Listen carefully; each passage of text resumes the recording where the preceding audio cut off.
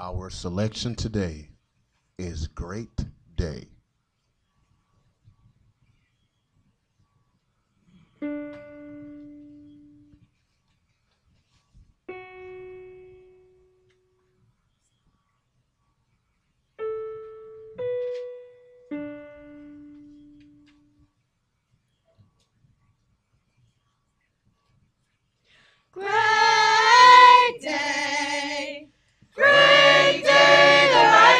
Marching great day, Yah's gonna build up Zion's walls. Great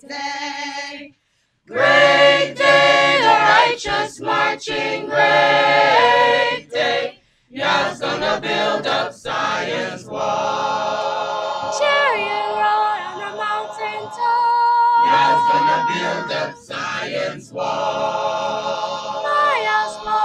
Chariot stop. Yah's gonna build up Zion's wall. This is a day of jubilee. Yah's gonna build up Zion's wall. God's gonna set his people free. Yah's gonna build up Zion's walls. Great day, the righteous marching great day. Yah's gonna build up Zion's wall. We want no cowards in our band. Yah's gonna build up Zion's wall. We call for valiant-hearted men. Yah's gonna build up Zion's wall. Gonna take my breastplate, sword, and shield. Yah's gonna build up Zion's wall. And march out boldly in the field. Yah's gonna build up Zion's walls. Great day, the righteous marching great day. Yah's gonna build up Zion's walls. Great day, the righteous marching great day. Yah's gonna build up Zion's walls. Chariot roll on the mountain top. Yah's gonna build up Zion's walls. Miles walk in the chariot stop. Yah's gonna build up Zion's walls. This is a day of jubilee. Yah's gonna build up Zion's walls. God's gonna set his people free. Yah's gonna build up Zion's walls. Great day, the righteous marching great day. Yah's gonna build up Zion's walls. We want no cowards in our band. Yah's gonna build up Zion's walls. We call for valiant-hearted men. Yah's gonna build up Zion's walls. Gonna take my breastplate, sword, and shield. Yah's gonna build up Zion's walls. And march out boldly in the field. Yah's gonna build up Zion's walls. Great day, the righteous marching great day. Yah's gonna build up Zion's walls. Great day, the righteous marching great day. Yah's gonna build up Zion's walls.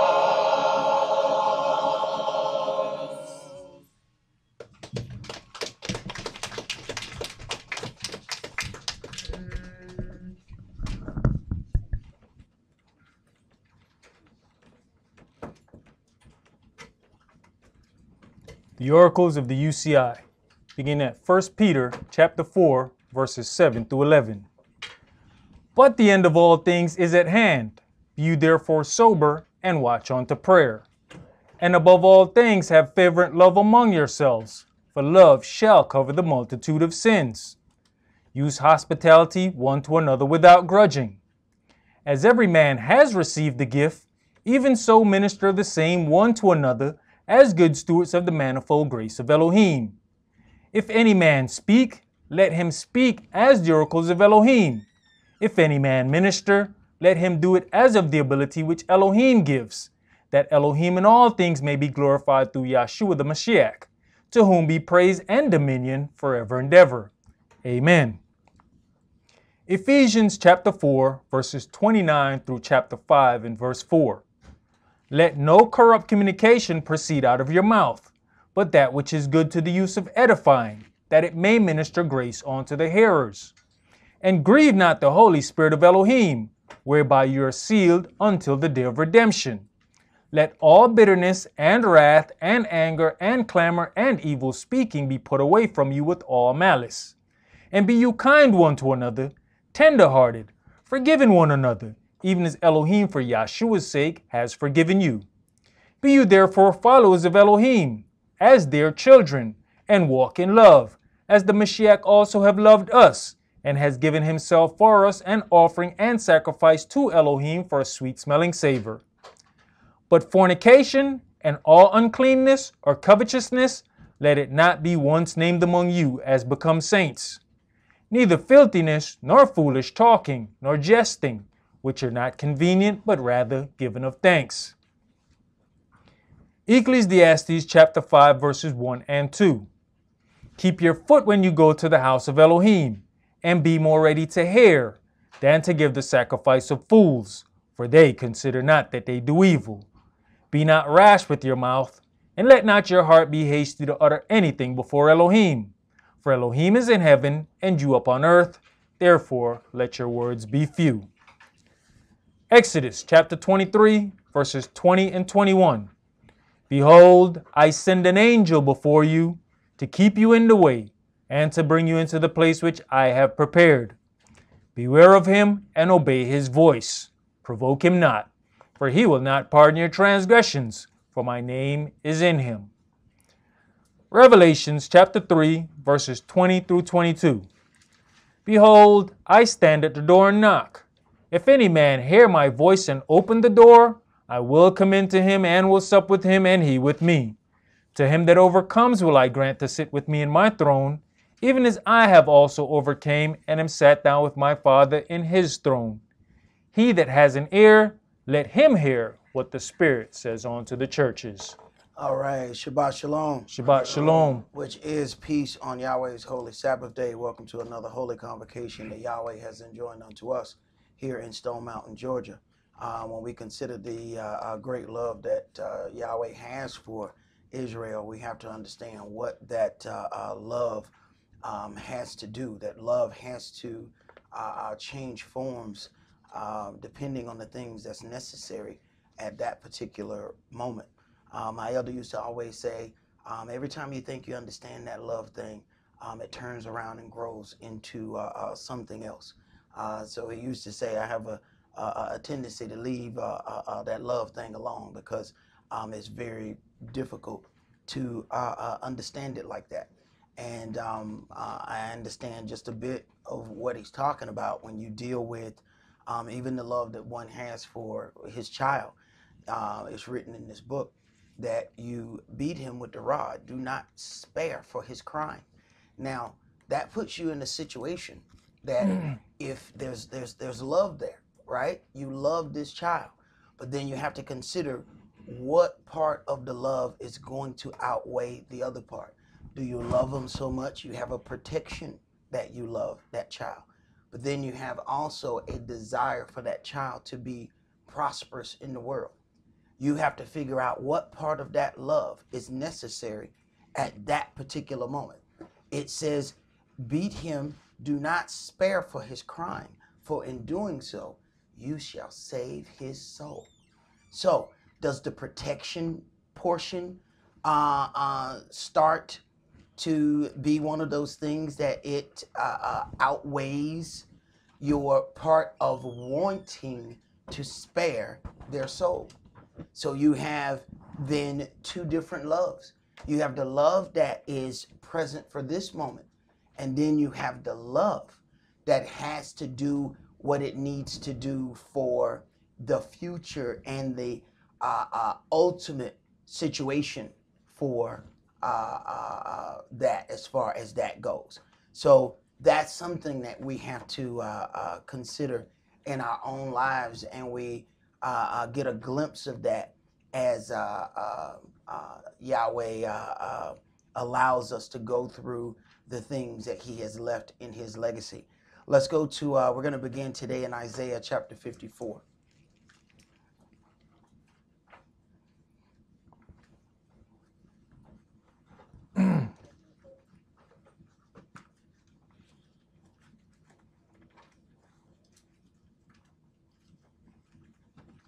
It says, chapter 54 and verse 1. Sing, O barren, you that did not bear. Break forth into singing and cry aloud, you that did not travail with child. For more are the children of the desolate than the children of the married wife, says Yah.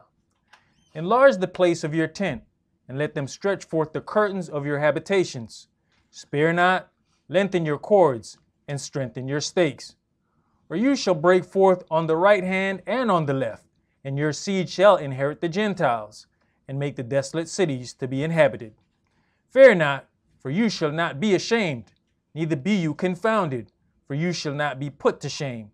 For you shall forget the shame of your youth, and shall not remember the reproach of your widowhood any more. For your Maker is your husband, Yahweh of hosts is his name, and your Redeemer, the Holy One of Israel.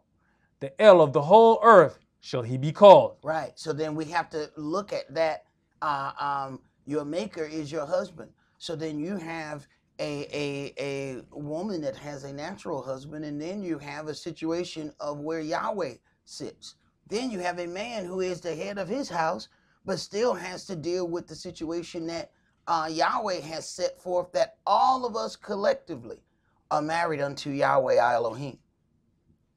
And even the subheading here says Israel, the restored wife of Yahweh.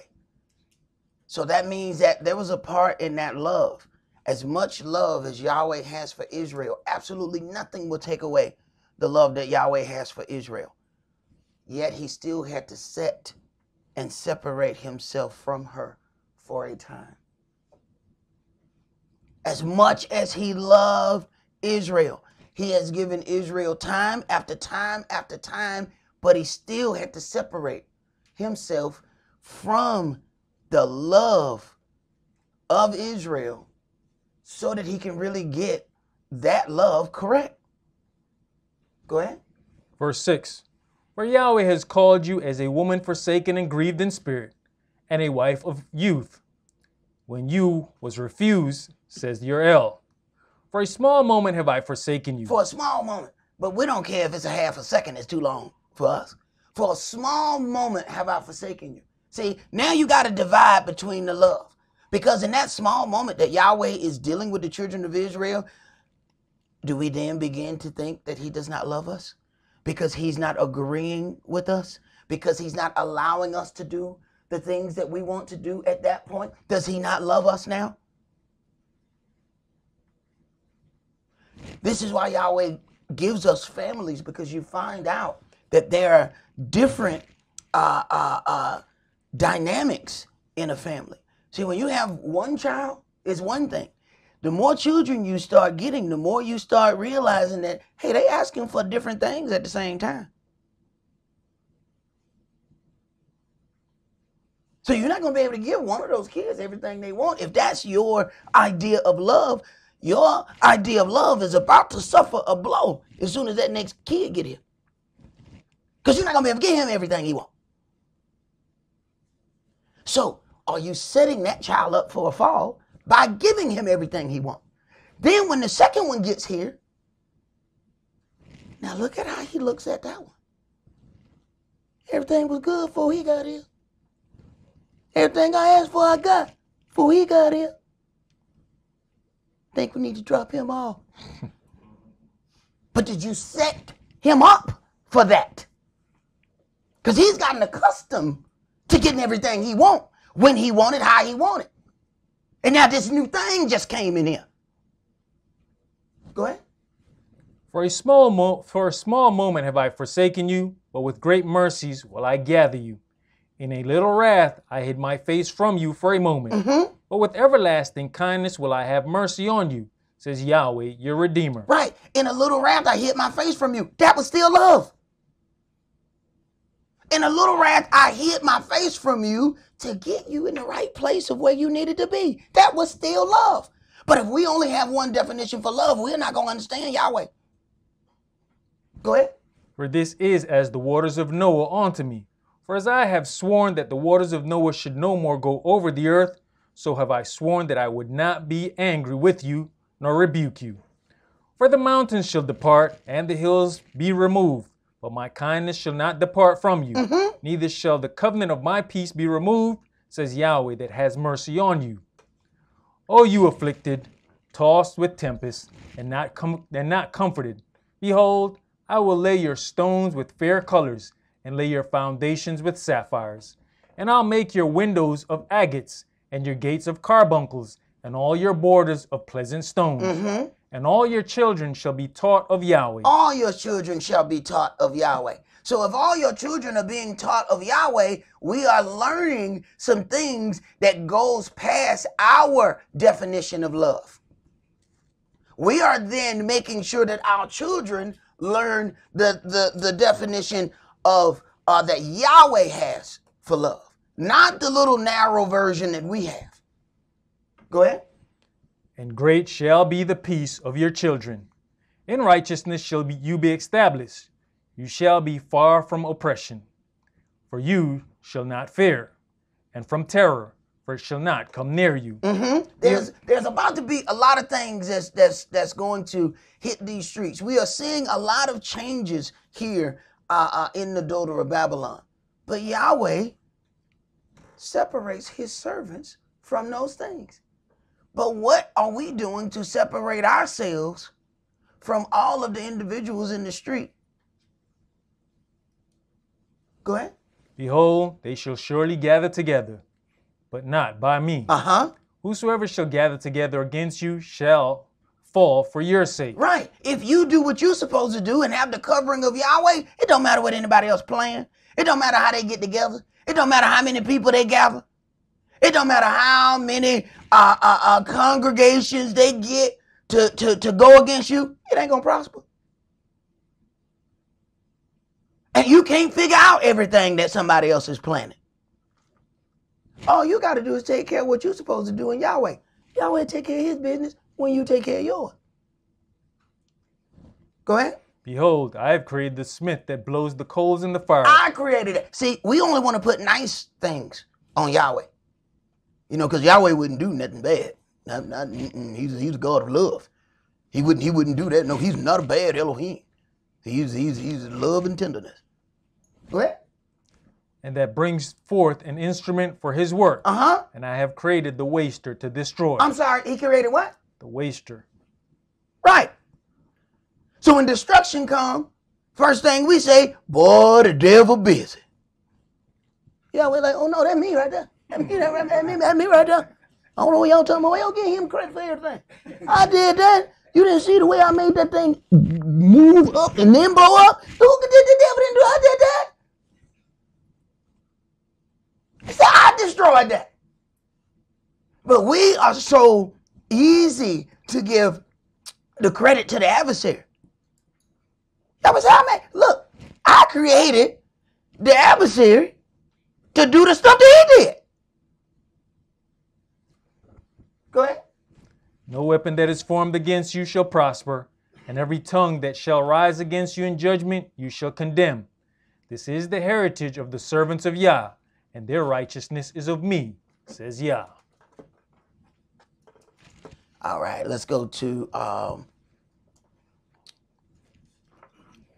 we're going to go to Ezekiel, but before we get there, to be proved involves some action from Yahweh. He says, I have created the smith that blows the coals of fire and that brings forth an instrument for his work. And I have created the waster to destroy. In layman terms, he orchestrates a situation in order to prove what people will do when faced with such situations. We oftentimes get caught up on attempting to figure out who or what a trial is about. In actuality, Yahweh will bring one situation and test several individuals at the same time. One individual is at trial because of what they have done. and everyone else is on trial to see what they will do. Yahweh will not go to war with unproven weapons of spiritual warfare. Yahweh ordered the children of Israel to kill everything that breathes. Israel has already failed to perform that order once. It's up to us to make sure we don't fail that task again.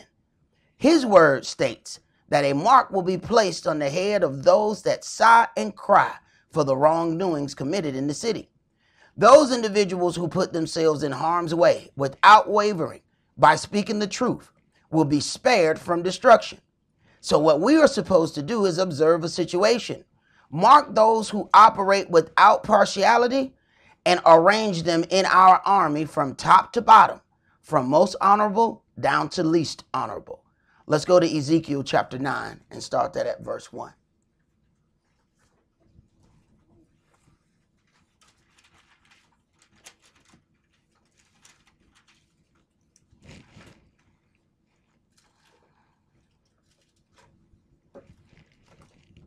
Verse 1. He cried also in mine ears with a loud voice, saying, Cause them that have a charge over the city to draw near, even every man with his destroying weapon in his hand. And, behold, 6 men came from the way of the higher gate, which lies toward the north, and every man a slaughter weapon in his hand. And one man among them was clothed with linen, with a writer's inkhorn by his side. And they went in and stood beside the brazen altar. And the glory of the Elohim of Israel was gone up from the cherub, whereupon he was, to the threshold of the house. And he called to the man clothed with linen, which had the writer's inkhorn by his side. And Yahweh said unto him, Go through the midst of the city, through the midst of Jerusalem, and set a mark upon the foreheads of the men that sigh and cry for all the abominations that be done in the midst thereof. Right. That sigh and cry for the abominations that be done, not just the things that include situations concerning them. See, when you sigh and cry, but it only is about a situation that involves you, that's not about the city. That's about you. Do you sigh and cry about the things that happen as it pertains to what happens in the overall scheme of the redemption of the children of Israel? See, the way Yahweh will deal with some things sometimes doesn't make sense to man's fleshly mind. See, it doesn't make sense to the fleshly mind that Yahweh would create a waster to destroy, especially if you're taught that he's just a Elohim of love. Then you don't understand balance. See? He didn't just make light. He made light and dark. There's a balance.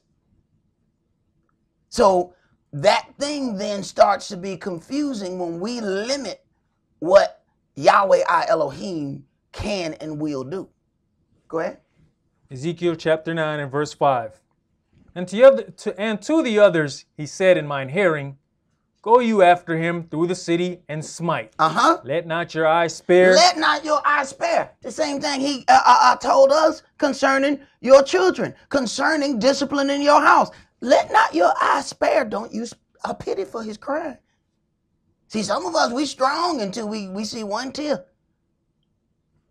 I'm going to tear that boy up when I get, oh, look at where he cried. Hey, you causing some problems. You causing some problems. Then you get those people that by that time, they get ready to whoop that kid. He like 12. Oh, no, you should have done that for now. Because when you hit him, he going to hit that. You done missed your window of opportunity to deal with that. Go ahead. Neither have you pity. Slay utterly old and young. Old and young, neither have you pity. It's hard for us to understand that there's a point where having pity means that you have stepped away from Yahweh because you're having pity at the wrong thing.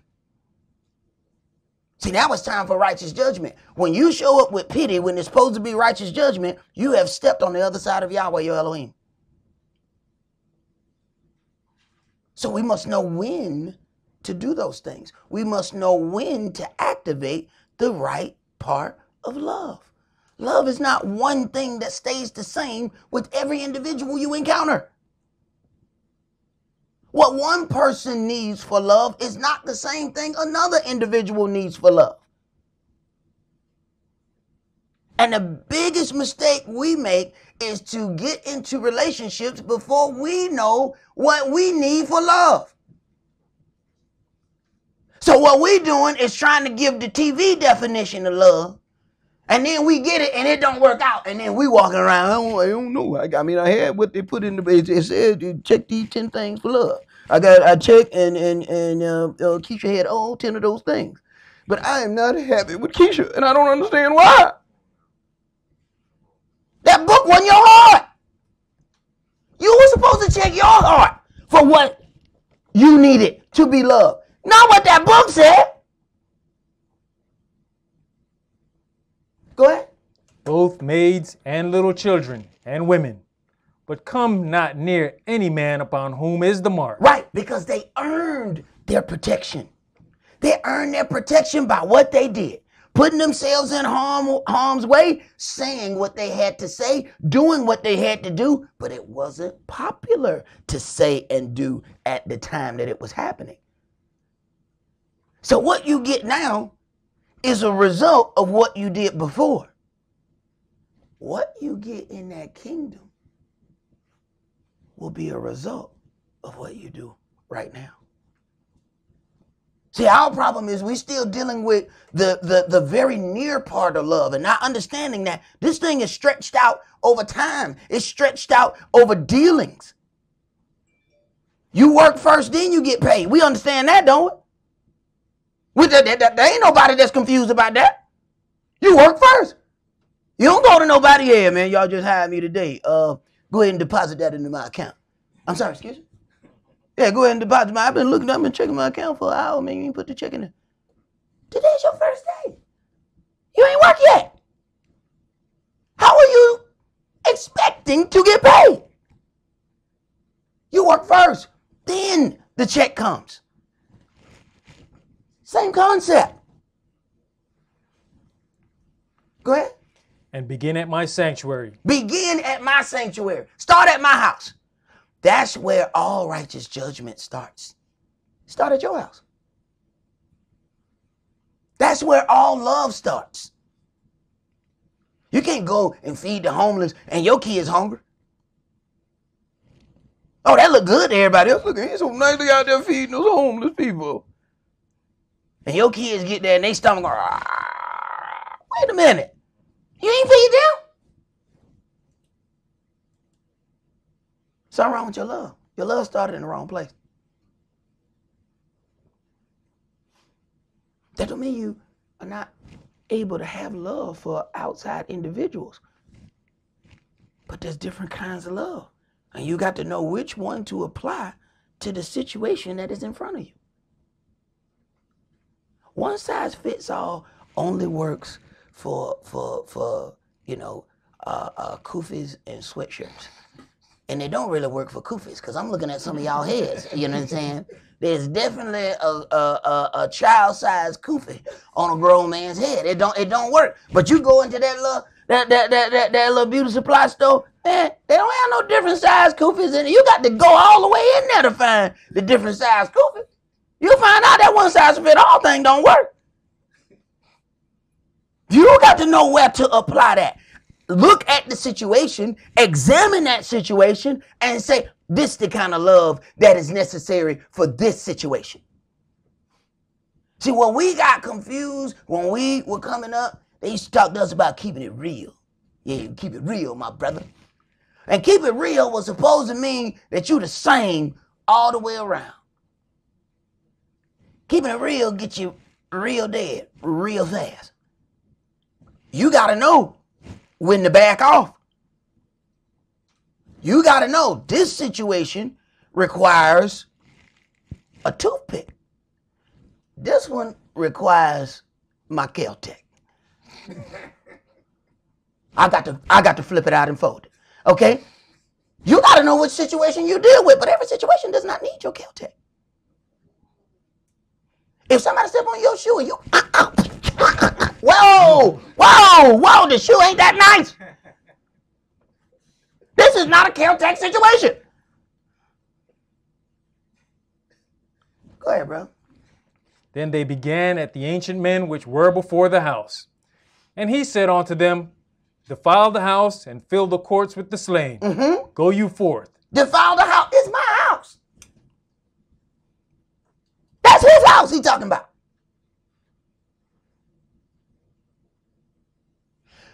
Does our love limit us from being able to do things at our house? Then we're not applying that love the right way. The love is there. That's correct. The love is in the wrong gear. So you know when it's time to shift gears. See, the engine tell you when it's time to shift gears. You can tell when stuff get loud. Time to go to another gear. So you need to listen. When things start getting too noisy, you in the wrong gear. You in the wrong gear. You come home and you in the wrong gear. Time for you to shift. You got to go. You got to go to another gear. But sometimes you find them people that's still in the same gear and they trying to work it out in that same gear. And that's all you hear. Bro, that ain't going to work. Bro, that ain't going to work. You either going to have to slow down or change that gear. That ain't going to work. Go ahead. And they went forth and slew in the city. Verse 8. And it came to pass, while they were slaying them, and I was left, that I fell upon my face and cried and said, Ah, Adonai, will you destroy all the residue of Israel in the pouring out of your fury upon Jerusalem? Consider this. Will you destroy everything because of what some individuals have done? Because at this point, what we look at, well, it was just those individuals that did it. Okay. Well, how many individuals stood by and didn't say nothing about it? Well, then it ain't just those individuals then.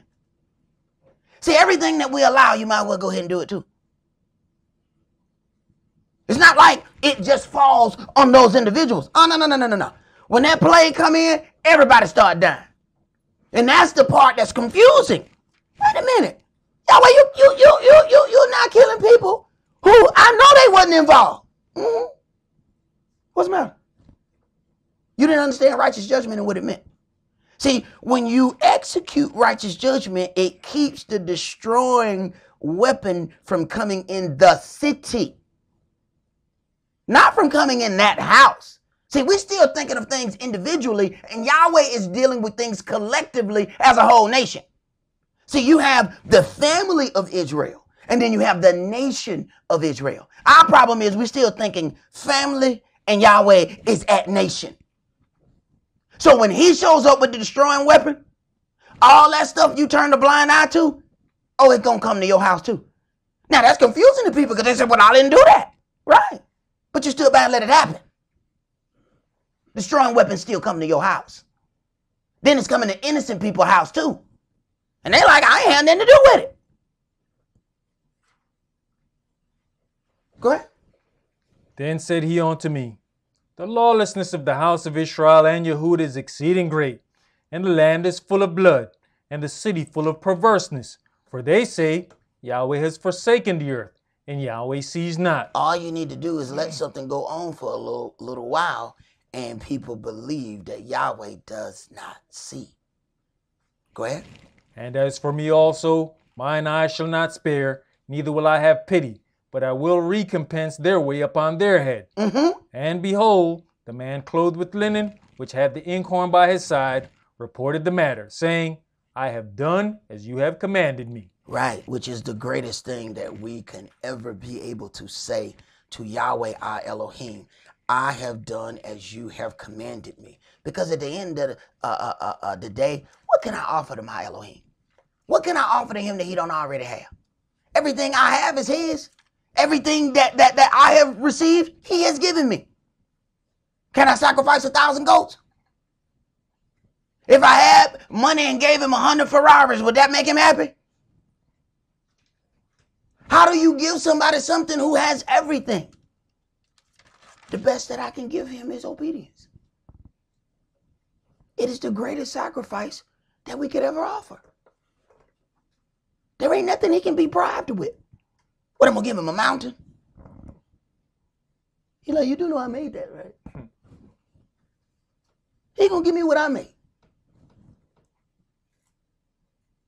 You find out then that it's then about the gesture. It's like the beautiful thing of when your kids come and offer you a gift on your birthday. You know they ain't got no job.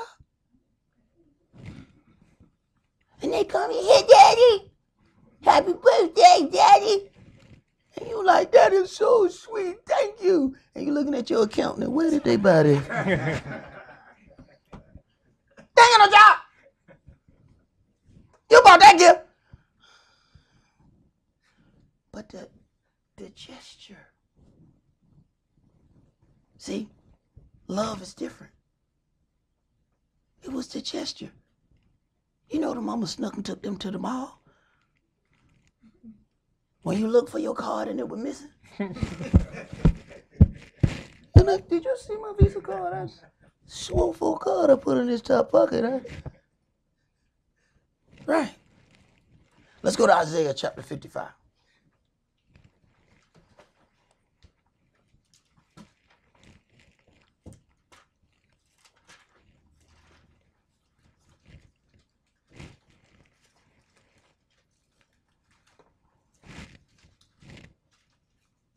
Isaiah chapter 55 and verse 1.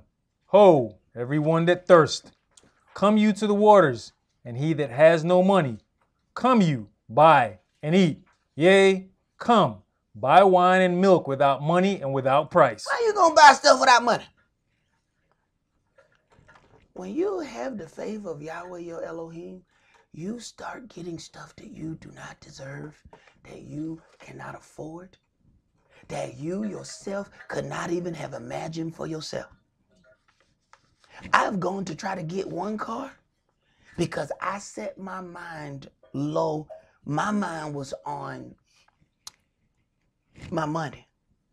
So I went in looking for a vehicle that was in my price range. Every time I've done it, I left out with a better vehicle than what my mind had set for. Because I had thoughts for me, but then Yahweh had different thoughts. Go ahead, brother. You know, that what you're saying right now reminds me of when Yahshua told the disciples to go without script or without purse. Mm-hmm. Because at the end of the day, you do what you're supposed to do. Yahweh is going to provide. Mm-hmm. So that's what that reminded me of. And that's a good point, man. When you talk about go without script, go without all of these things, you also know that what he gives for time was for that time. Because later on, he told him don't take a sword.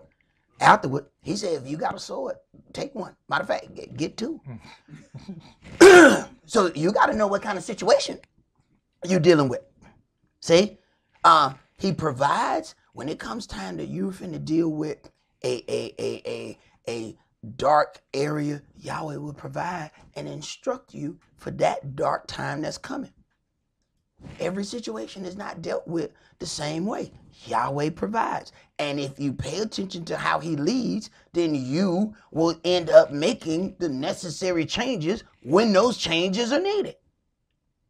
Instead of that one gear and that one size that we got that we swear fit everything. Go ahead, bro. Wherefore do you spend money for that which is not bread, and your labor for that which satisfies not?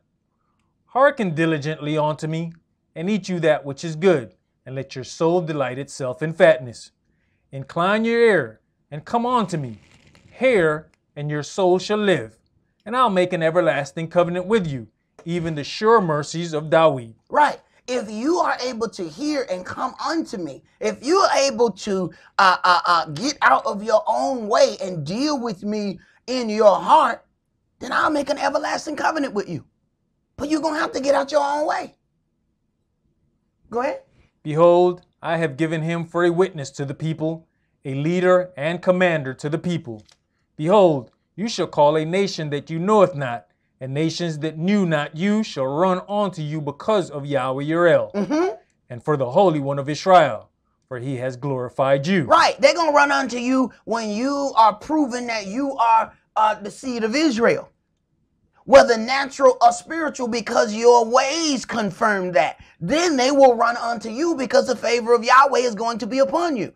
Not if we do and deal with things the way we want to deal with them, then the glory of Yahweh is not going to rest at that place. Go ahead. Seek you Yahweh while he may be found. Seek you Yahweh while he may be found. Go ahead. Call you upon him while he is near. Right. Not when it's convenient unto to us. See? Go ahead. Let the wicked forsake his way, and the unrighteous man his thoughts, and let him return unto Yahweh, and he will have mercy upon him. And he will have mercy upon him. See, we have to deal with this. Seek Yahweh while he may be found. If the wicked forsake his way, and the unrighteous man his thoughts, and let him return unto Yahweh, he will have mercy upon him. Yahweh has absolutely no joy in the death of the wicked. That is not his plan. The issue is speed bump after speed bump as Yahweh is trying to give us an opportunity to repent, and we keep going full speed. Collateral damage is on its way. See, them speed bumps are to make you slow down. That little rigid part on the side of the expressway is to let you know that you done veered off the path. When you hit that, you know, oh man, I done got off the road. I am not on the street that I'm supposed to be on. And ain't nothing worse than coming up on one of them speed bumps and you ain't see it. I was on one of them it was a speed mountain. This wasn't no speed bump. This was one of them big ones that they have. Oh man, and I was in La La Land. I'm driving, I see the road per se. You know, I see road-ish, you know, and I'm somewhere, and I can tell there's a lady looking at me on the side as I'm passing. It's like, he about to Bo and Luke Duke this thing right here. And boy, when I hit it, it was like, well, I didn't know whether to holler yee-haw like the Dukes of Hazzard, because I hit this thing and I damn near went airborne. And when I came back down, the truck moving all over the place. Wasn't paying full attention. And I ran into that speed mountain. Oh, I paid attention after that. No more daydreaming after that. I watched everything on that road till I got off that road. You can believe that. Go ahead. And to our Elohim, for he will abundantly pardon. For my thoughts are not your thoughts. Neither are your ways my ways, says Yahweh. No matter how much you think you know, you don't understand how Yahweh gonna move. You can't study enough to figure out how Yahweh gonna move. You ain't gonna learn enough. You ain't never gonna know enough. Whatever you think you know, you are not gonna figure out how Yahweh moves. Yahweh will set up a situation. Yahweh makes adversaries for situations for his own kings. And the adversary is sitting there. He is never activated. He is never able to move as long as that king does what he's supposed to do.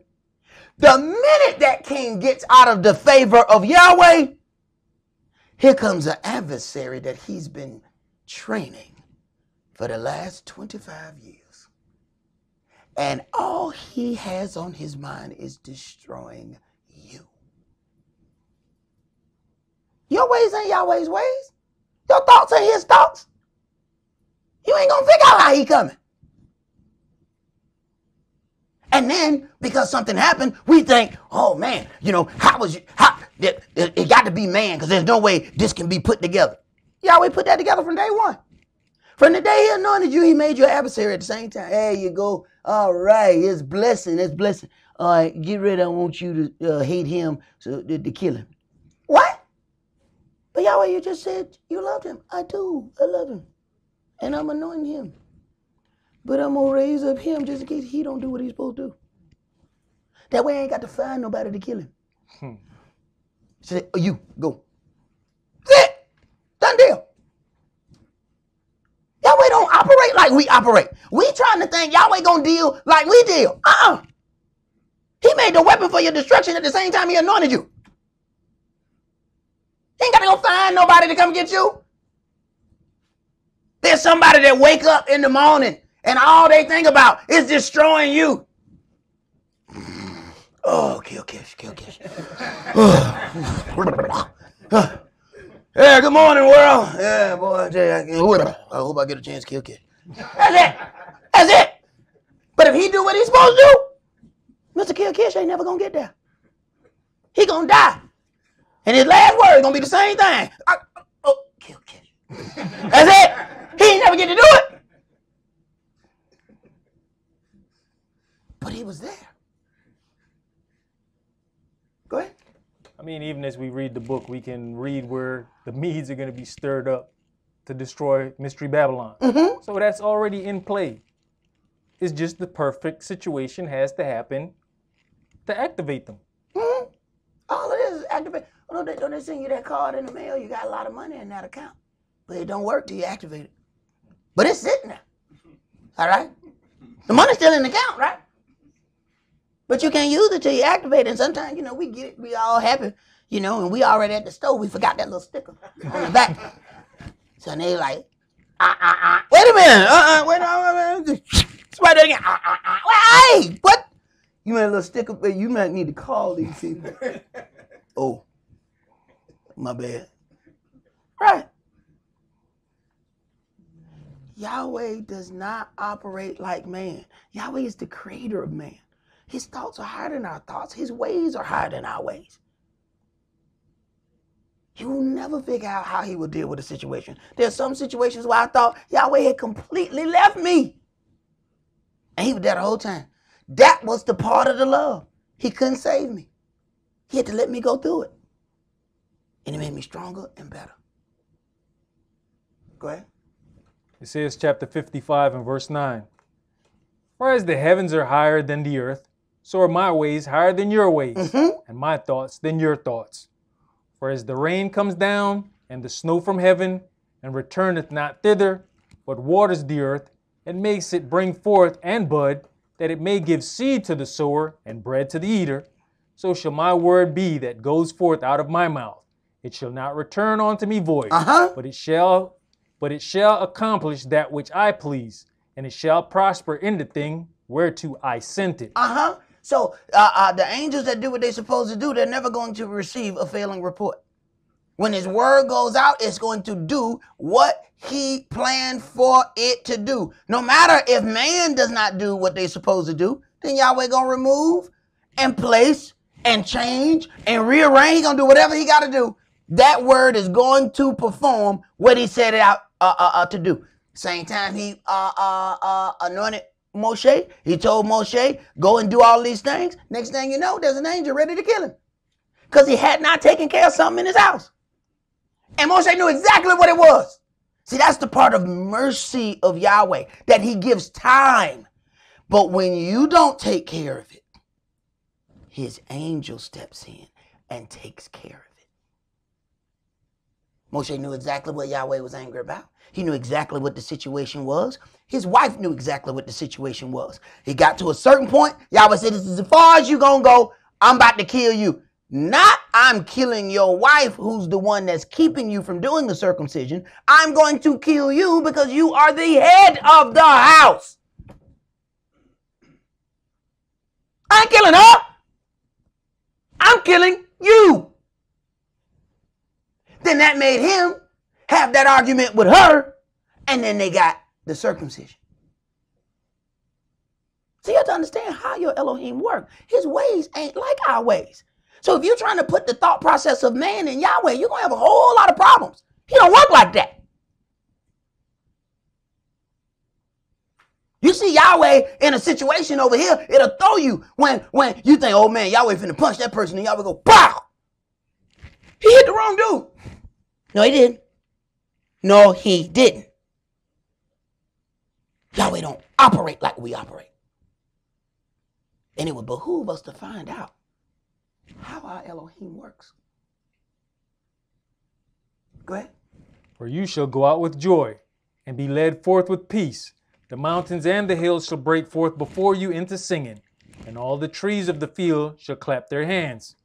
Instead of thorns shall come up the fir tree, and instead of the briar shall come up the myrtle tree.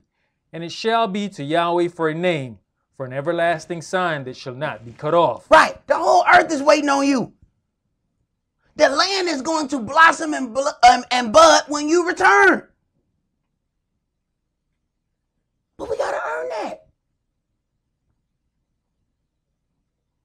The whole earth is waiting to be at peace.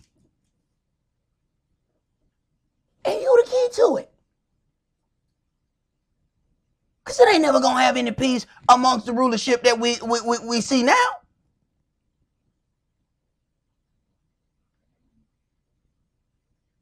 You got a guy that called the own election that he won. He called it corrupt. He already calling this one corrupt before it's over. It don't matter who get in there. You're just getting rid of one foul individual to get another foul individual. We loved ourselves some Clinton. Most of our folks are in prison right now because of Clinton. Oh, we were like, yeah, he's black president. He plays saxophone and smoke marijuana. Oh, yeah, he's just so black. Right. Go ahead, bro. It says chapter 56 and verse 1. Thus says Yahweh, keep your judgment and do justice, for my salvation is near to come, and my righteousness to be revealed. Blessed is the man that does this, and the son of man that lays hold on it, that keeps the Shabbat from polluting it, and keep his hand from doing any evil. Neither let the son of the stranger that has joined himself to Yah speak, saying, Yahweh has utterly separated me from his people. Neither let the eunuch say, behold, I am a dry tree. For thus says Yahweh unto the eunuchs that keep my Shabbats, and choose the things that please me. Choose the things that please me. Are we choosing the things that please us, or are we choosing the things that pleases him? Go ahead. And take hold of my covenant. Even unto them will I give in mine house and within my walls a place and name better than of sons and of daughters. I'll give them an everlasting name that shall not be cut off. Right. So now the nations get to grab hold of the skirt tail of him that is a Jew, saying, we will go with you, for we have heard that salvation is in you, is after you, Israel. Now it becomes a house of prayer for all people, but it begins with Israel. And the love that he has for Israel, no matter what has happened, Yahweh is going to save a portion of Israel. Go ahead. Also the sons of the stranger that joined themselves to Yahweh, to serve him and to love the name of Yah, to be his servants, everyone that keeps the Shabbat from polluting it and taketh hold of my covenant. Right. See, we have to then ask ourselves, in what way are we polluting the Sabbath? See, the Sabbath, you have to understand, even that goes in levels. See, y'all level of dealing with the Sabbath is not the same level that I have in dealing with the Sabbath. See, I remember when my elder passed, it wasn't long after that the peace, the Sabbath was this wonderful, peaceful day. All I did was, fellowship and laugh and joke, and we read the Bible. It was absolutely wonderful. Now, I'm not saying it stopped being wonderful, but I noticed the change when my elder passed. It wasn't no rest. Didn't understand that. That was confusing. Well, the priest don't rest on the Sabbath day. The priest got to work on the Sabbath day. Now, we are said to be a kingdom of priests.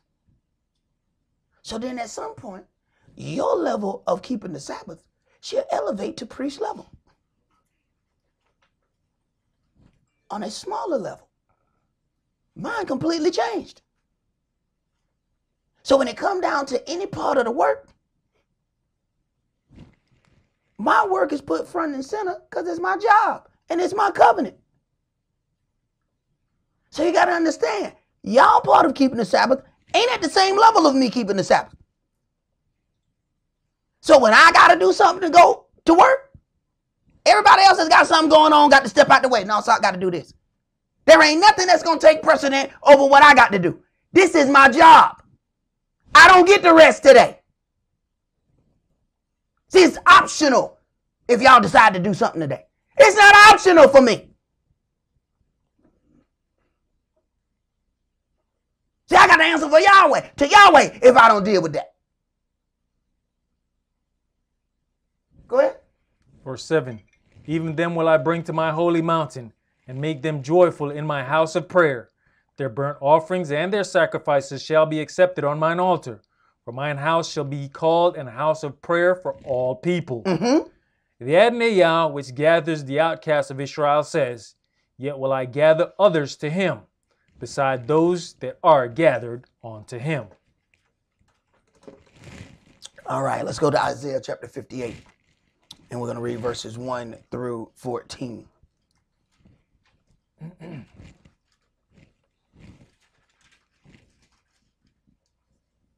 Verse 1. Cry aloud, spare not, lift up your voice like a trumpet, and show my people their transgression, and the house of Jacob their sins. But when you do that, you get caught in a situation where people find fault. Cry aloud. See, when you receive a job from Yahweh, ain't no guarantee that job ain't going to cause you some issues.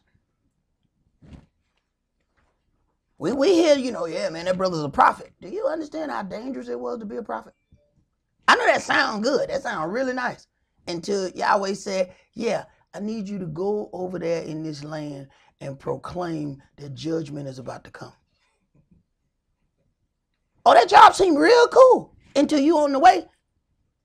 And Yahweh said, look at me, I need you to tell the people their error of their ways. All right, Yahweh, I'm going to do that. All right, I need you to go over there. See, that's a gang. They call the Crips. I need you to go over there. Hey, wait a minute, Yahweh, wait a minute. And I need you to go over there, and I need you to tell them what thus says Yahweh. What? And here I got you a nice red outfit. Oh, no, hey, wait a minute.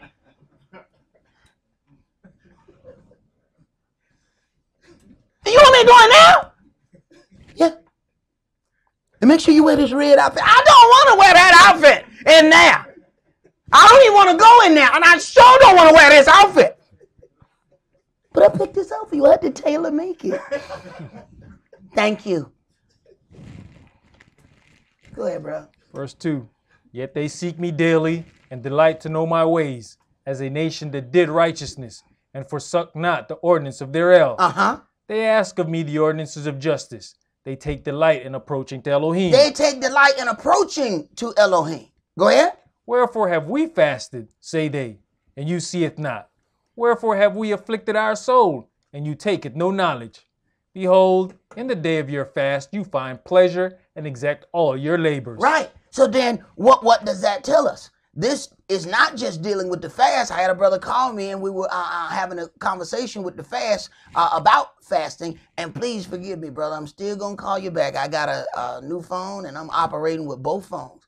I don't have any of my contacts in there. It's been a mess. And I see how they're going to track us with these phones too. These things don't have a plug in them for you to plug up regular headphones. So you got to use the Bluetooth. The Bluetooth will give all the information how they able to track everything. Boy, they do their thing. Because when you were reading about that little tracking thing, they said that Bluetooth is what gives them all the information. And I'm like, everybody ain't going to use Bluetooth. Oh, yes, you are. Because they ain't got no headphones in. I got red.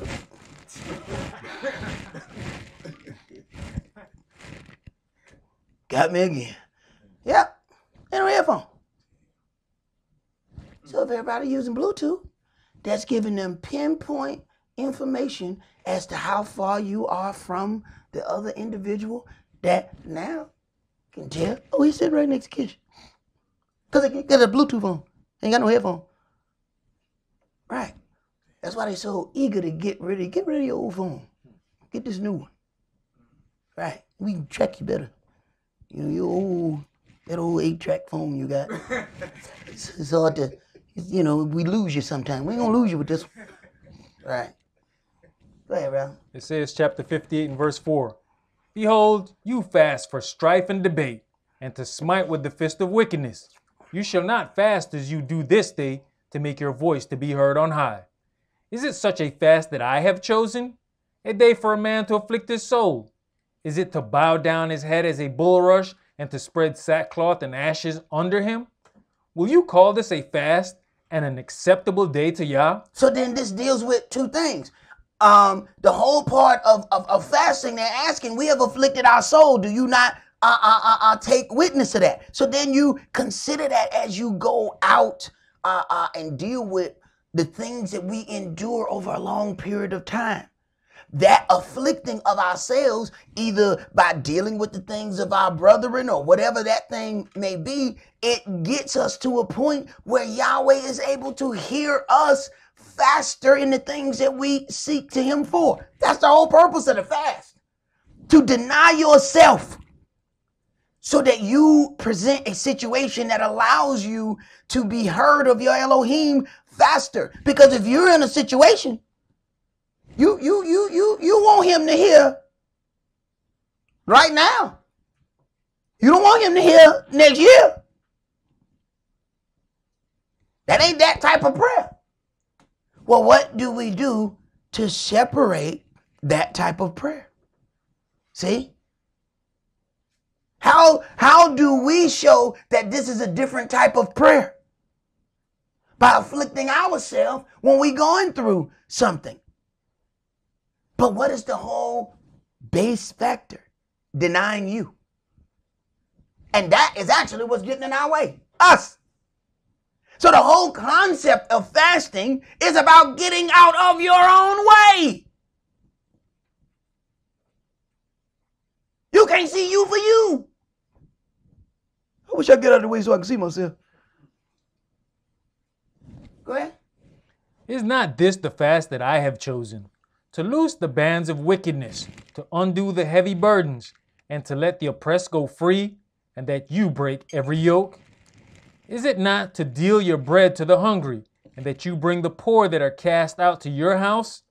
When you see the naked, that you cover him, and that you hide not yourself from your own flesh? Then shall your light break forth as the morning. Right, but consider this.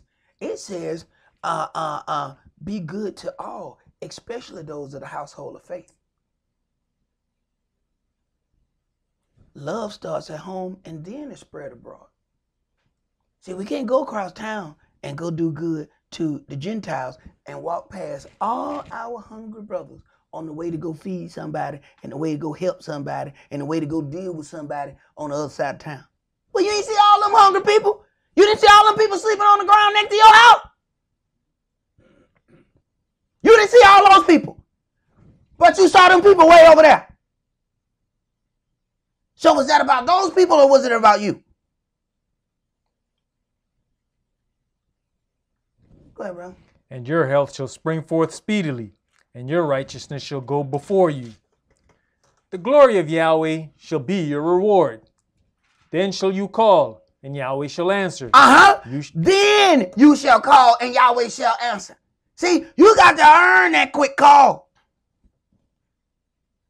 See, the things that you endure, the things that you go through. That's why I said it's people who have gone through some things. Oh, they earned their place because of the things that they have endured. That's why the Apostle Saul said all these things.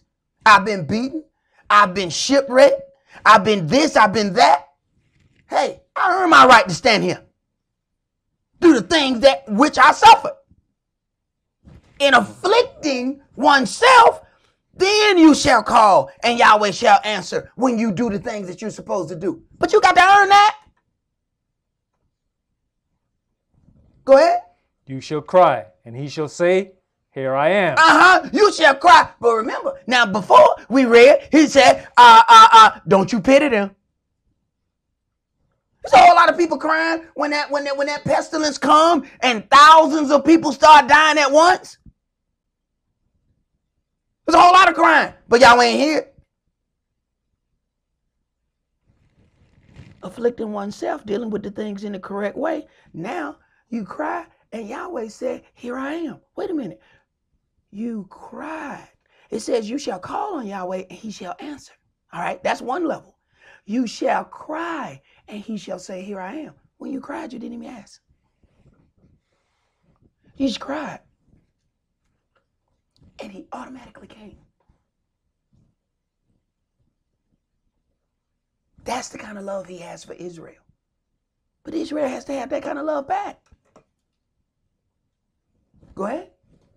If you take away from the midst of you the yoke, the putting forth of the finger, and speaking vanity. Right. The way we deal with things, if it is the way of putting forth of the finger, then we never end up dealing with our part in the situation. Go ahead. And if you draw out your soul to the hungry and satisfy the afflicted soul, then should your light rise in obscurity and your darkness be as the noonday. And Yahweh shall guide you continually and satisfy your soul in drought and make fat your bones, and you shall be like a watered garden and like a spring of water whose waters fail not. And they that shall be of you shall build the always places. You shall rise up the foundations of many generations, and you shall be called the repairer of the breach, the restorer of the paths to dwell in. If you turn away your foot from the Sabbath, from doing your pleasure on my holy day, and call the Sabbath a delight, the holy of Yah, honorable, and shall honor him, not doing your own ways, nor finding your own pleasure, nor speaking your own words. So then the Sabbath then is about Yahweh. Then you have the different level of the priest, who the Sabbath is about him working for Yahweh. You got two totally different levels there. Go ahead. Then shall you delight yourselves in Yah, and I will cause you to ride upon the high places of the earth, and feed you with the heritage of Jacob your father, for the mouth of Yahweh hath spoken it. All right, let's go to 1 Corinthians chapter 13.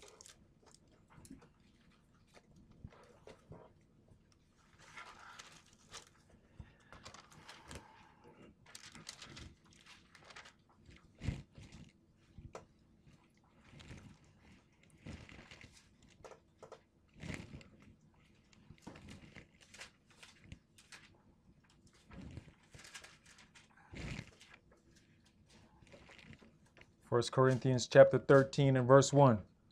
Though I speak with the tongues of men and of angels, and have not love, I am become as sounding brass or a tinkling cymbal. That means I'm just making noise. Go ahead.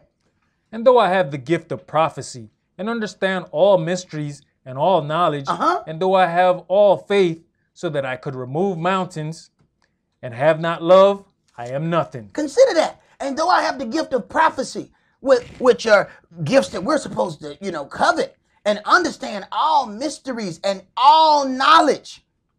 And though I have all faith, check that out. Got faith, knowledge, and the gift of prophecy. But if I don't have any love, I'm at zero. None of it matters. See, this is how, when you deal with how Yahweh works, how Yahweh will take one situation and move an individual, say, well, this person knows how to do this, this, this, this. And Yahweh said, no, move that person. Now put this person right here. Why? But Yahweh, they're not qualified. They don't know how to do this, this, this, and this. They got the biggest qualification. They have love. I can work with everything else. When he started dealing with Dawid, he says, I brought you from the sheepcote, from following the sheep, and brought you to be ruler over my people. It showed that Dawid had love for his people. Who would wrestle a bear and a lion for a sheep? I read it and it's a wonderful thing, because I can't guarantee you that I'm wrestling no bear for no sheep. I'm gonna tell him, we got 99 now, baby. We was out there, the bear got him. I saw him, I said, oh man. I said, oh man. That thing get in the mouth of a lion, all I can do is throw that lion some sauce. That's it. I can't tell you that I'm finna fight this lion to get that sheep out of his mouth.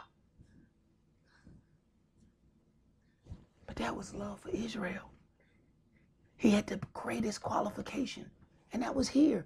It wasn't about what he knew how to do. It was about what was in here. Yahweh said, I found me a man after mine own heart. Everything else I teach him. When my elder put me on them shows, I did not have the qualifications to be on those shows, which is why I myself did not want to be there. He said, don't worry about it, I got you. Hey, you got me. He had me. Go ahead, brother. Verse 3. And though I bestow all my goods to feed the poor, and though I give my body to be burnt and have not love, it profits me nothing. It profits me nothing. But everybody see this, everybody see that. It profits me nothing. Go ahead. Love suffers long. Are we able to suffer long? See, those are those things that sometimes we see a situation. You don't know how long somebody has already been suffering with a situation. This is how when we come in and think we know what we're looking at, you don't know how long somebody else has been suffering that. You think you're looking at the beginning of the situation. This situation been going on 15 years.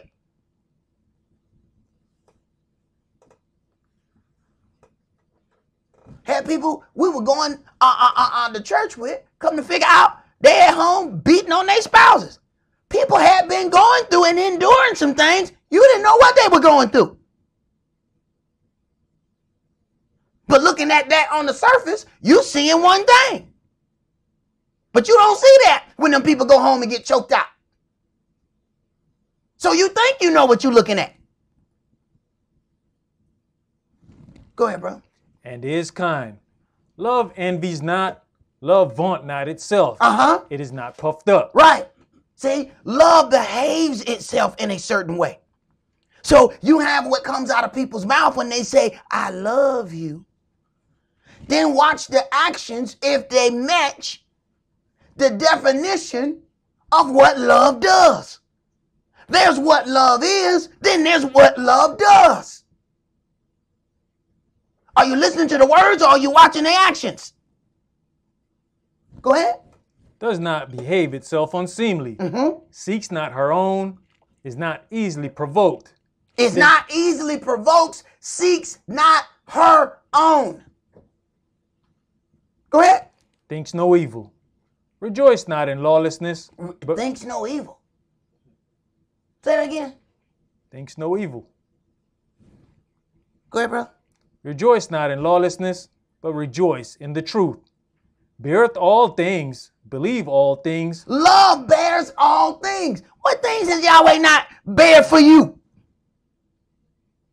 But we have absolutely nothing of that when it comes down to us and our brethren. Go ahead. Hopes all things, endures all things. Endures. Go ahead. Love never fails. But whether there be prophecies, they shall fail. Whether there be tongues, they shall cease. Whether there be knowledge, it shall vanish away. For we know in part, and we prophesy in part. But when that which is perfect is come, then that which is in part shall be done away with. When I was a child, I spake as a child. I understood as a child. I thought as a child. But when I became a man, I put away childish things. When I became a man, I put away childish things. There's a time and a place for certain things. Go ahead. For now we see through a glass, darkly, but then face to face. Now I know in part, but then shall I know even as I also am known. And now abideth faith, hope, love, these three. But the greatest of these is love. And when you look at this book, it then says charity. So, brother, go to the next graphic and read what it says charity is. Charity from G2:6, which is Greek. Agape from G2:5. Love. So when the brother reads this and you see him saying love, that you don't just think, you know, they got a different Bible over there. You know, they got the love edition. You know, because see that love edition, the international love edition. No, that's the definition of that word. Okay? Go ahead. That is affection or benevolence, specifically or plurally, a love fest. All right. Let's go to 1 Corinthians chapter 14, and let's start that at verse 26.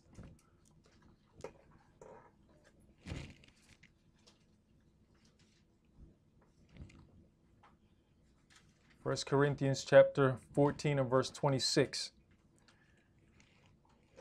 And thus are the secrets of his heart made manifest. And so, Where you at? He said 1 Corinthians 14. 14 and 26. Oh, verse 26. I was up a little bit further. How is it then, brethren, when you come together, every one of you has a psalm, has a doctrine, has a tongue, has a revelation, has an interpretation. Let all things be done unto edifying. Right. You know, how is it that each one has something? Go ahead. If any man speak in an unknown tongue, let it be by two, or at the most by three, and that by course, and let one interpret. But if there be no interpreter, let him keep silence in the church, and let him speak to himself and to Elohim. Right. So when we watched those people on Sunday morning, they were so-called said they were speaking in tongues with that goo gobbledygoo. Somebody else should have been there interpreting that goo gobbledygoo as he went. Somebody else was supposed to say what he said was such. But what happened is somebody said the goo gobbledygoo, and then you got people over here on the corner talking about, amen. You don't know what the hell he just said. So how you amen that? He could have prayed to all kind of demons just then. I ain't meaning that. Go ahead. Let the prophet speak two or three, and let the other judge. If anything be revealed to another that sitteth by, let the first hold his peace. Order. Go ahead. For you may all prophesy one by one, that all may learn, and all may be comforted. And the spirits of the prophets are subject to the prophets.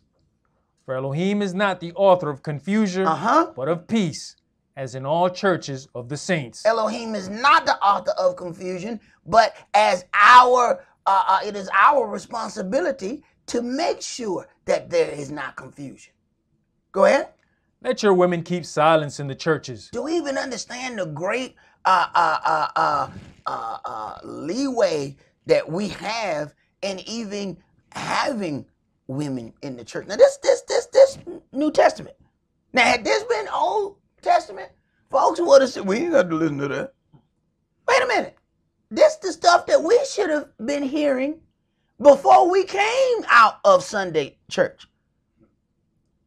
Because they read 1 Corinthians 13. But 1 Corinthians 14 was somehow from the devil.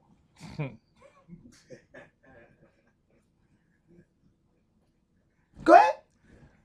Let your women keep silence in the churches, for it is not permitted unto them to speak. And this is why you got so many various doctrines about the Apostle Saul. You know, he was a love/hated man. What they're doing is gearing you up to listen to some things while hating the others. Because they know sooner or later the doctrine of Saul is going to cut out something that they like doing. See, the Christian church will not survive with quiet women. Not gonna work. Go ahead.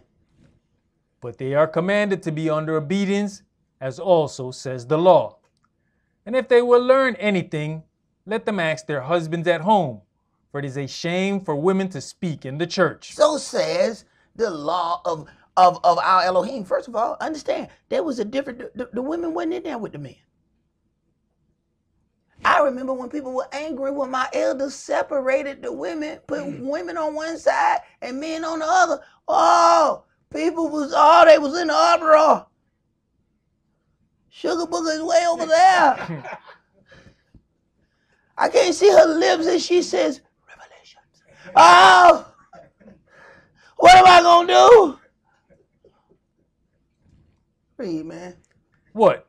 Came the word of Elohim out from you, or came it on to you only? If any man think himself to be a prophet or spiritual, let him acknowledge that the things that I write unto you are the commandments of the Adonai. Uh-huh. But if any man be ignorant, let him be ignorant. Uh-huh. Wherefore, Because you can't make nobody decide not to be ignorant. If somebody has decided that they're going to be ignorant, ain't nothing you going to do with them. You can tell them, you can teach them, you can show them, you can hold their hand. Let me show you this right here. You put their hand on the words. They have decided they're going to be ignorant, and the damn thing you're going to do about it. You can talk to you blue in the face. When you get done, they're going to do exactly what they were going to do before you start talking. You done yet? Thank you. Go ahead. wherefore, brethren, covet to prophesy, and forbid not to speak with tongues. Let all things be done decently and in order. Let all things be done decently and in order. But do understand, as things are set in the right order, it is definitely going to cause some issues. When Yeshua walked through that temple and turned over those tables and said, my father's house is not a house of merchandise. Oh, he didn't make a lot of friends. Turning over no table, especially no table with money.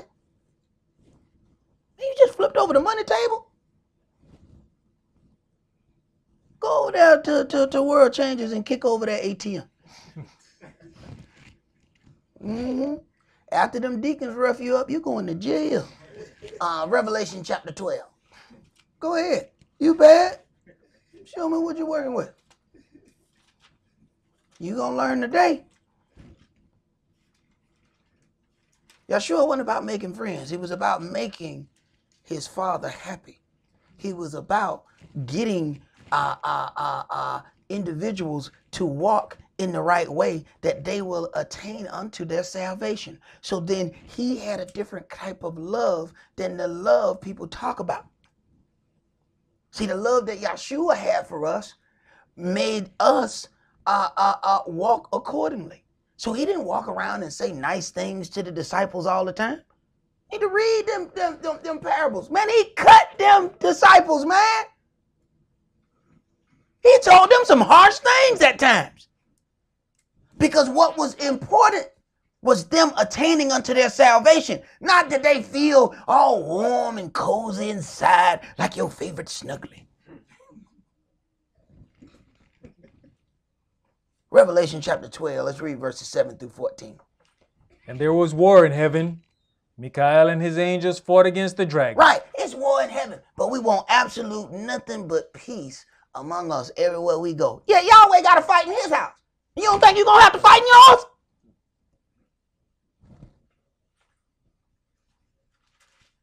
We want a scene from Coming to America. When we come home, we want rose petals on the ground. It's your queen to be. Man, come on, bro. Read, man. And the dragon fought and his angels, and prevailed not, neither was their place found any more in heaven. And the great dragon was cast out, that old serpent, called the devil and Satan, which deceived the whole world. He was cast out into the earth, and his angels were cast out with him. Right. So for Yahweh to have peace in his house, he got to throw somebody out. That shouldn't be the situation. Yahweh should be able to discipline a situation, repentance happen, and then they walk accordingly. But there's some that ain't gonna walk. So the only way to have peace is to separate yourself from them individuals.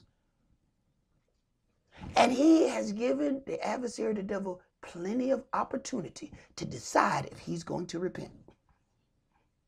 So the only thing he got to do is go to war. Ain't no talking. Ain't no negotiation. There ain't nothing we're going to be able to do to get Lucifer to walk right. So ain't nothing left but a fight.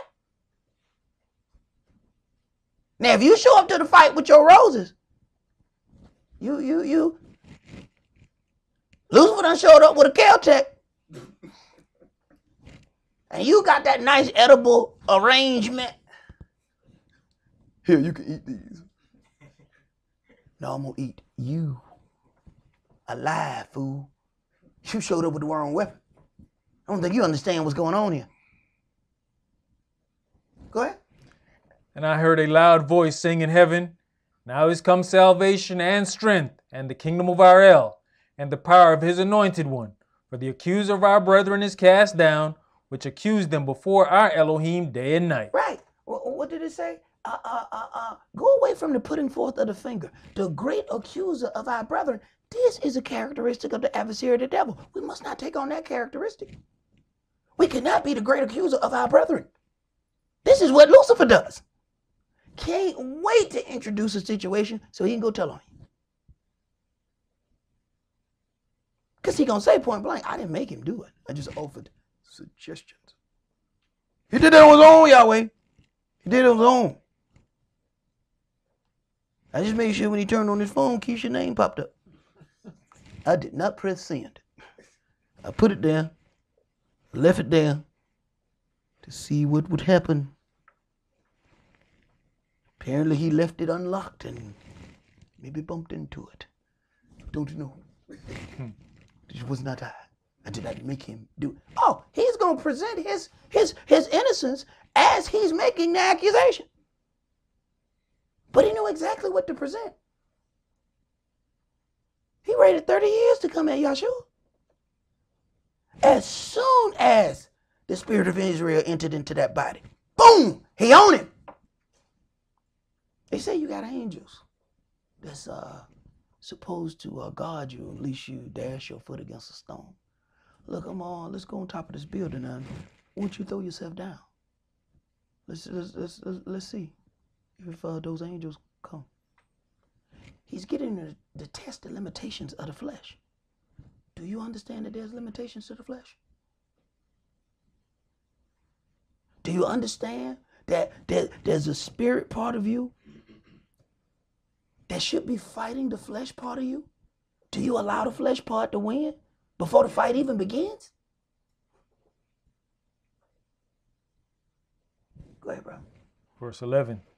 And they overcame him by the word, and they overcame him by the blood of the Lamb, and by the word of their testimony. They overcame. Understand, the adversary of the devil is a very worthy adversary. This ain't the dude down the street. So you talking about a little fight. No, you got to understand the fight that we got coming for us. We got somebody that's finna get kicked out of heaven, and his main goal is to kill you. And we still going around business as usual like everything is okay. The destroyer is on his way, and his main objective is killing you.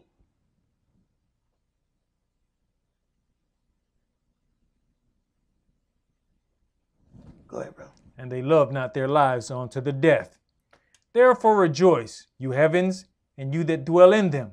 Woe to the inhabitants of the earth and of the sea, for the devil is come down unto you, having great anger, because he knows that he has but a short time. And when the dragon saw that he was cast onto the earth, he persecuted the woman which brought forth the man-child. The woman that brought forth the man-child is the nation of Israel. That is her that brought forth the body of Yahshua that the spirit of Israel entered into. He wants to kill that woman. The adversary, the devil, got his sights on us.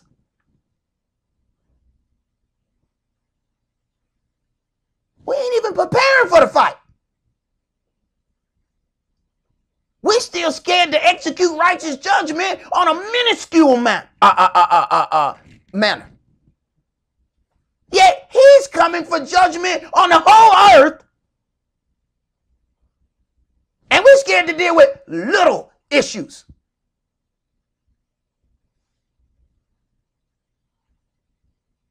Go ahead, bro.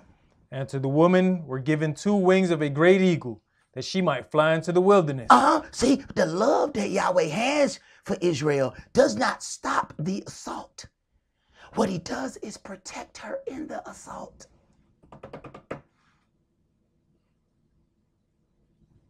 He didn't just jump out there and go kill Lucifer.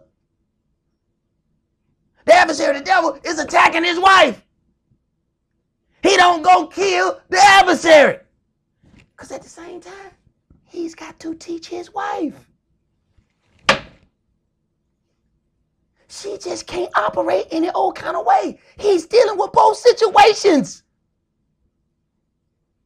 If you only got one mode of operation, you're not going to be able to service Yahweh your Elohim. Because he's dealing with things right here. He's separating her to protect her. But at the same time, she's got to get her mind right to be able to walk in his law so she don't get kicked out of his land when she get back in it. If he just completely protects her, she never learns how to walk. Love. But see, we won't see that as love. I remember when there was a situation that happened when my elder was alive. And a lot of people came against one individual and dealt with him. And they said, well, it's 12 people that want to deal with this one sister. My elder said, all right. And I was like, why would you say all right? Well, 12 of them against her, that's fair. Because she know the word, and she about to tear them up. And so she did. Go ahead, bro. Into her place, where she is nourished for a time and times and half a time from the face of the serpent. All right. So he took care of that business, but then you have to ask yourself, how were the angels persuaded to go against Yahweh? Let's go to 2 Samuel chapter 15. How could anybody be persuaded to go against the Elohim of all the earth?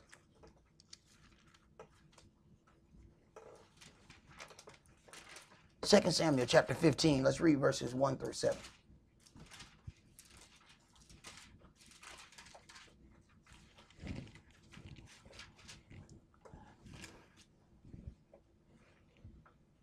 Verse 1.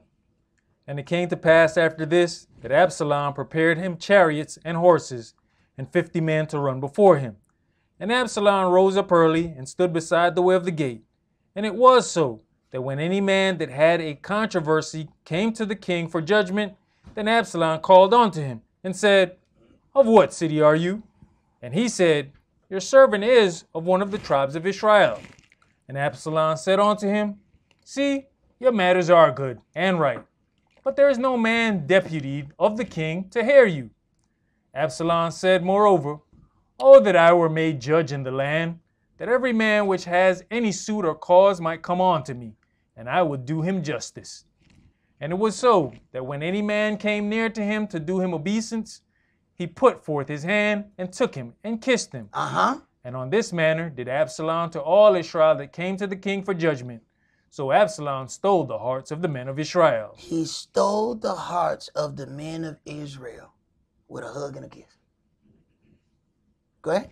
And it came to pass after 40 years that Absalom said unto the king, I pray you, let me go and pay my vow, which I have vowed unto Yah in Hebron. So then this deception took a long time, and it's talking about the 40 years of David's reign, not 40 years of doing that same thing. Normally, a reign of a king is over within 40 years. So you're talking about stealing the hearts of the people because of this ultimate plan that's in his heart, because he wants to be king.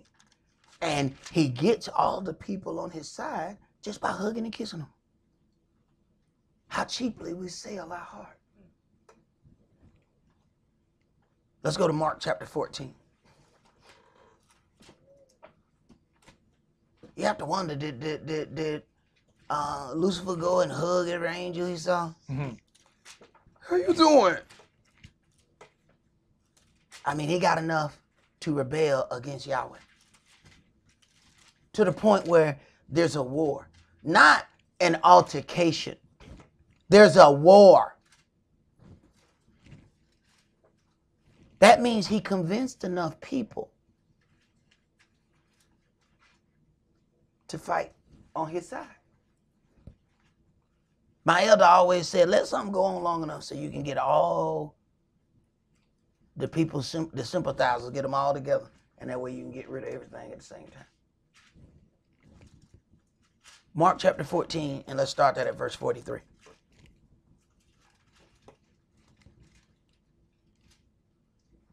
And immediately, while he yet spake, comes Jehudas, one of the 12, and with him a great multitude with swords and staves, from the chief priests and the scribes and the elders. And he that betrayed him had given them a token, saying, Whomsoever I shall kiss, that same is he, take him and lead him away safely. So here it is. One brother used the kiss as one way to steal the heart. He is then using the kiss as a sign of him that should be taken and killed. Go ahead. And as soon as he was come, he goes straightway to him and says, Master, Master, and kissed him. And they laid their hands on him and took him. And one of them that stood by drew a sword and smote a servant of the high priest and cut off his ear. And Joshua answered and said unto them, Are you come out as against a thief with swords and with staves to take me? I was daily with you in the temple teaching, and you took me not, but the scriptures must be fulfilled. Right. Well, see, I couldn't do it openly within while everybody was watching. See, it's convenient to go out here and do this dirt. See, it would have been a possible uproar of the people if we did those things in the midst of them. Go ahead. And they all forsook him and fled. They all forsook him and fled. Let's go to Psalms chapter 1.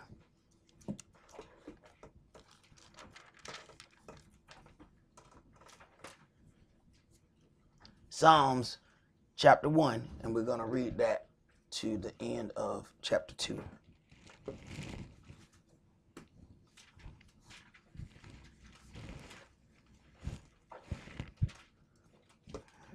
Psalms chapter 1 and verse 1.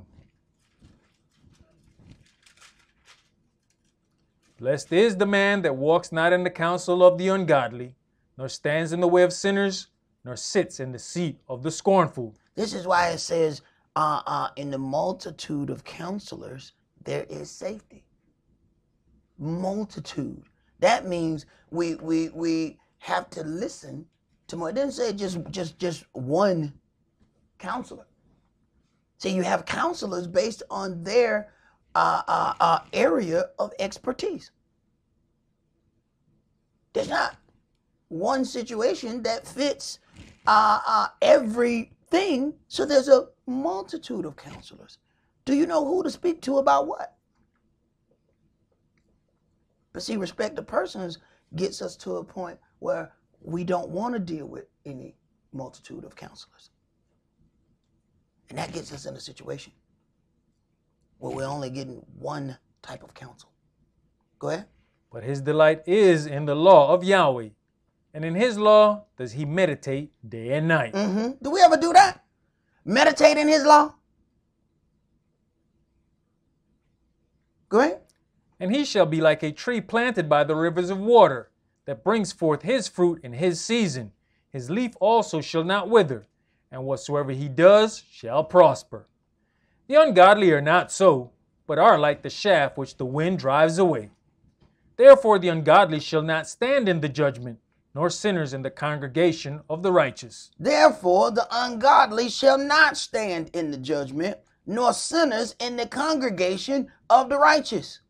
Yahweh gives everybody an opportunity. He has absolutely no pleasure in the death of the wicked. But when our time run out, and he not giving us some kind of countdown clock, you know that it ran out when it runs out.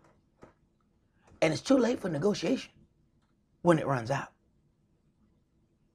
Moshe was blessed. He had opportunity to realize that the time had ran out because the angel stood there and was ready to kill him. He knew time was up. I got to take care of this business now. Or, without me, what is my house? Go ahead. For Yahweh knows the way of the righteous, but the way of the ungodly shall perish. Why do the heathen rage, and the people imagine a vain thing? The kings of the earth set themselves, and the rulers take counsel together against Yahweh and against his anointed. They take counsel together against Yahweh. And here's the thing. When people are taking counsel against individuals, they don't understand that if those individuals have a job to do for Yahweh, they are taking counsel against Yahweh. They think they're taking counsel to gather together against individuals. They're gathering together against Yahweh. Go ahead. Saying, let us break their bands asunder and cast away their cords from us. He that sits in the heavens shall laugh, the Adonai shall have them in derision. Then shall he speak unto them in his anger, and vex them in his sore displeasure. Which is not what we want to see. The last thing you want is the creator of all things to visit you in hot wrath and sore displeasure. Go ahead. Yet have I set my king upon mine holy hill of Zion. I will declare the decree. Yahweh had said unto me, You are my son. This day have I begotten you. Ask of me, and I shall give you the heathen for your inheritance, and the uttermost parts of the earth for your possession. The earth is his. He give it to who he want to. Is it not lawful for me to do what I will with mine own? Go ahead. You shall break them with a rod of iron. You shall dash them in pieces like a potter's vessel. Be wise now, therefore, O you kings. Be instructed, you judges of the earth. Serve Yahweh with fear and rejoice with trembling. Kiss the Son, lest he be angry, and you perish from the way. When his anger is kindled but a little, blessed are all they that put their trust in him. Right.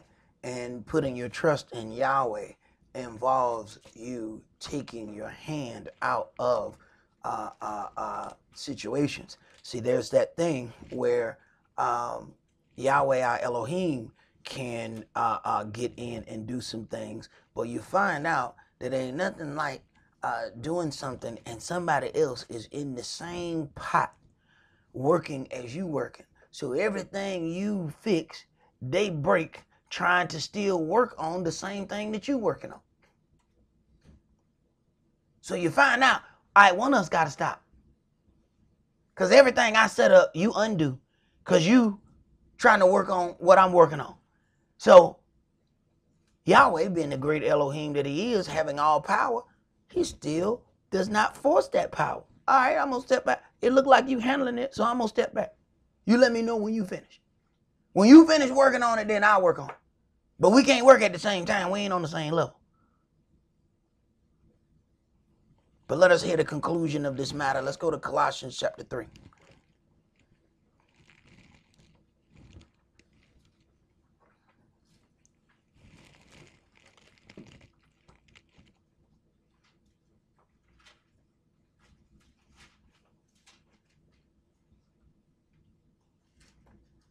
Colossians chapter 3 and verse 1.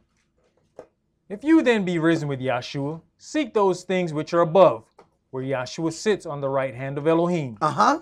Set your affection on things above, not on things on the earth. For you are dead, and your life is hid with Yahshua in Elohim. Well, if we are baptized into his death, then we must let the new man come forth and start to allow it to kill off that old man. Now that's a process, and that don't happen just because you got a baptism, that there's this new creature that springs forth and you just all your problems got fixed. That ain't healing water we got back there. That water come out of DeKalb County. Go ahead. When Yahshua, who is our life, shall appear, then shall you also appear with him in glory. Mortify therefore your members which are upon the earth. Fornication, uncleanness. Let me tell you something. Yahweh can be dealing with a situation. This is how Yahweh will confuse you. Yahweh will know that a situation is going on over here. It might be because, see, when we get off into fornication or something like that, everybody don't know that. We that stuff ain't out there. Yahweh will deal with a situation over here because of something you did over there. And we can't come and be honest about it. Well, I know why this is going on. We ain't gonna say that. But no matter how dark we turn them lights out, Yahweh saw it. Go ahead. Inordinate affection, evil concupiscences, and covetousness, which is idolatry. For which things' sake the wrath of Elohim comes on the children of disobedience, in the which you also walked some time when you lived in them.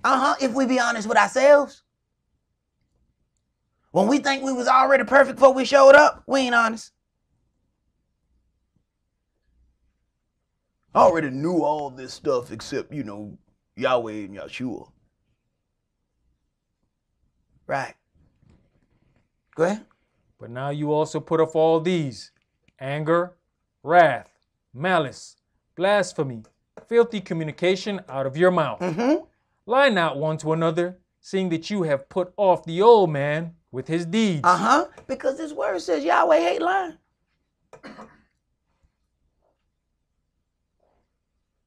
And we'll lie. Because the world don't think nothing of it. But Yahweh has a serious situation with it. Go ahead. And have put on the new man, which is renewed in knowledge after the image of him that created him.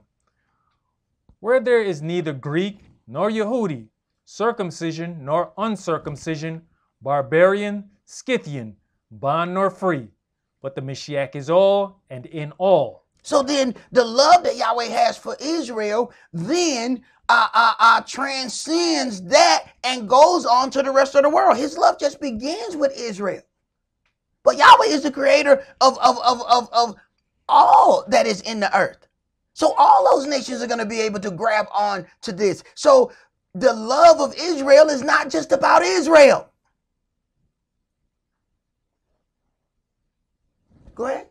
Put on, therefore, as the elect of Elohim, holy and beloved, bowels of mercies, kindness, humbleness of mind, meekness, long-suffering. Put on, therefore, as the elect of Elohim, holy and beloved, bowels of mercies, kindness, humbleness of mind. See, if we put on that, it's certain things that we ain't going to get caught off in. That's where you get that speed bump. All right, I'm off the road. Go ahead. Forbearing one another and forgiving one another. If any man have a quarrel against any, even as Yahshua forgave you, so also do you. Right. There's certain things. What does it say? A soft anger turns away wrath. If we answer certain things in the right way, we can change the whole manner of how something is going. By a soft answer. And that's Yahweh's word. It's the hard answer that brings forth wrath.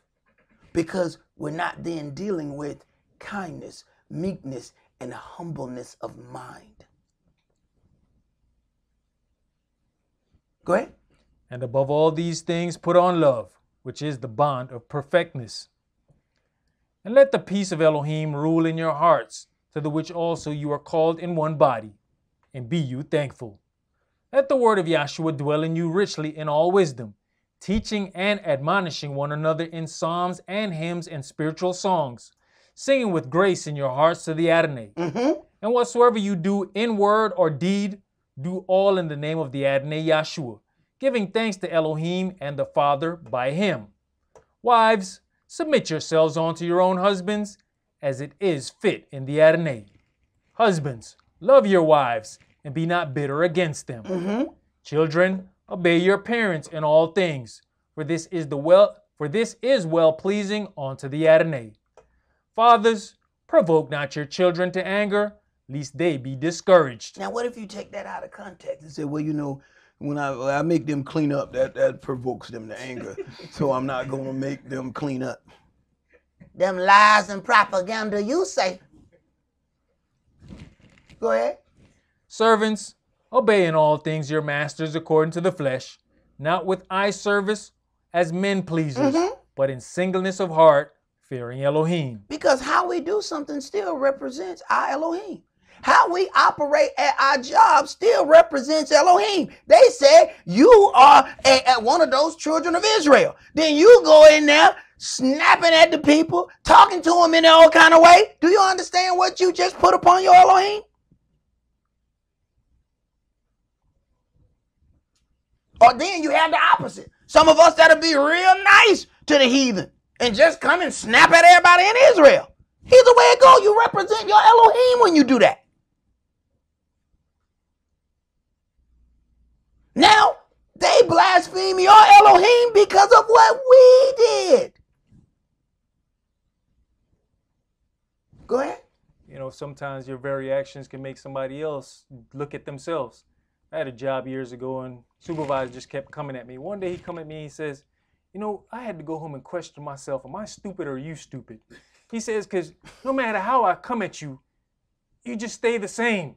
I'm sitting there like, well, you stupid because you had to question yourself. I don't know. You get that wall look sometime. I'd be like, is Kish in there? Is he there? Hey man, it's a good situation to be able to, you know, go into a lower gear and just idle for a second, because it gets to a point where forward or backward is going to cause a situation where you at. So you got to know when to just sit still. But see, quick wit sometimes gets us in trouble because we got that, because you know the antler, they're dangling on the tongue, and then before you know it, it just jump out of there. Shut your mouth. The word says, let my tongue cleave to the roof of my mouth when I'm in the presence of my enemies. Whenever somebody's entertaining a different spirit, you are in the presence of your enemy. Shut your mouth. You talking and getting yourself in more and more trouble. The police said, anything you say can. What's the next one? Come on, some of y'all know it by heart. Don't lie. Come on. And will be used against you.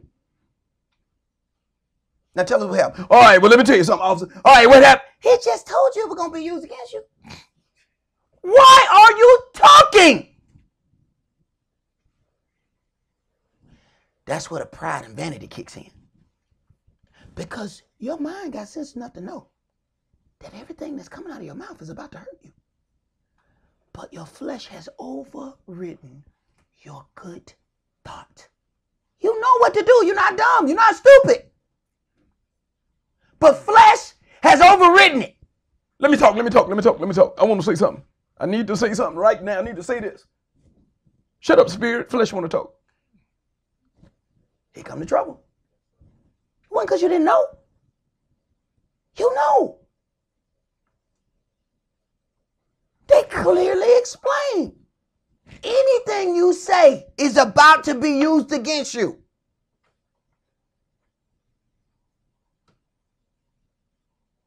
Go ahead, bro. Verse 23. And whatsoever you do, do it heartily, as to the Adonai, and not unto men. Do we do that?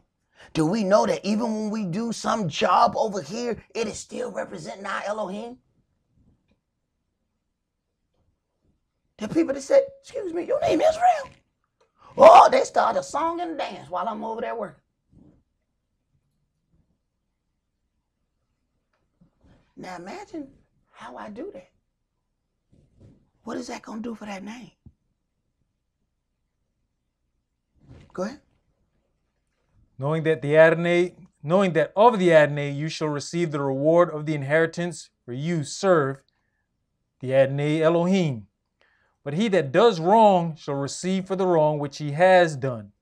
And there is no respect of persons. There is no respect of persons. Yahweh is not going to rest judgment because it's somebody that has either a high position or a high look or a high this. None of that means anything to Yahweh. Yahweh loved Dawid. Yahweh made covenants with Dawid. He told Dawid, I'm going to do this for your seed. I'm going to do this. I'm going to do this. I'm going to do this. When Dawid got out of line, Yahweh dealt with it. Now, he didn't deal with Dawid like everybody might have thought he was going to deal with Dawid. He said, I got to preserve you because I made covenants with you. But that sword, it ain't never going to leave your house. What you did one time this night is going to be dealing with you for the rest of your time on earth. And does anything in the heat of the moment, is it worth suffering for the rest of your time on earth? because we just felt like we wanted to do that at that particular moment? Because, hey, we don't have the level of covenant that King Dawid had. Who's to say he's going to be that lenient with us? Dawid was supposed to die for his dealings. What if he does that to us? That's all that we're going to do for today. Remember the Sabbath to keep it holy. Shabbat shalom. Shabbat shalom.